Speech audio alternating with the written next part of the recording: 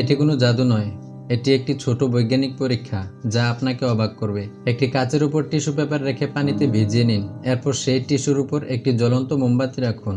মোমবাতি নেভানোর জন্য একটি গ্লাস দিয়ে ঢেকে দিন এবং একটি আশ্চর্যজনক দৃশ্য দেখা যাবে। আপনি কি জানেন কেন এমন হয়? একটি বোতলে রং মিশিয়ে গরম পানি ঢালুন এবং সেটিকে ঠান্ডা পানির একটি বড় পাত্রে রাখুন। আপনি দেখতে পাবেন পানির নিচে আগ্নেয়গিরির অগ্নুৎপাতের দৃশ্য। একটি লবণ পানির গ্লাস তৈরি করুন, তাতে দুটি পেন্সিল ডুবিয়ে দিন এবং উপরে একটি ব্যাটারি রাখুন।